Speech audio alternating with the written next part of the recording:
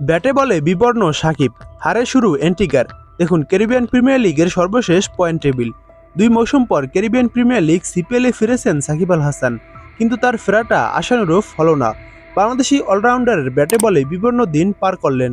তার দল অ্যান্টিগা ও বারবুডা ফ্যালকনসের শুরুটাও ভালো হলো না। বাংলাদেশ সময় আজ ভোরে শুরু হওয়া সিপিএলের ত্রয়োদশ আসরের উদ্বোধনী ম্যাচে সেন্ট কিটস ও নেভিস পিটুরিয়াসের কাছে 6 উইকেটে হেরেছে অ্যান্টিগা। সেন্ট কিটসের ওয়ার্নার পার্কে টসে হেরে আগে ব্যাটিংয়ে নেমে 17.1 ওভারে 121 রানে গুটিয়ে যায় সাকিবের Antigua. Jason Holder, Rilee Rossouw, Evin লুইসদের সেন্ট কিটস 5 ওভার বাকি থাকতেই লক্ষ্য টপকে যায়। ব্যাটিং অর্ডারে 6 নম্বরে নামা সাকিব 16 বলে করেন 11 রান। তার কচ্ছপ গতির ইনিংসে নেই কোনো বাউন্ডারি। পরে 1 ওভার বল করে দেন 6 রান, পাননি কোনো উইকেট।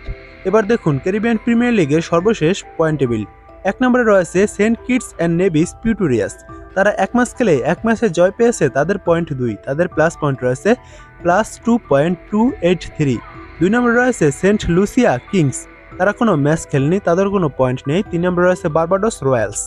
4 নম্বরে রয়েছে গায়ানা অ্যামাজন ওয়ারিয়র্স, তারা এখন পর্যন্ত কোনো ম্যাচ খেলেনি। 5 নম্বরে রয়েছে ত্রিনোবাগো নাইট রাইডার্স, তারাও এখন পর্যন্ত কোনো ম্যাচ খেলেনি।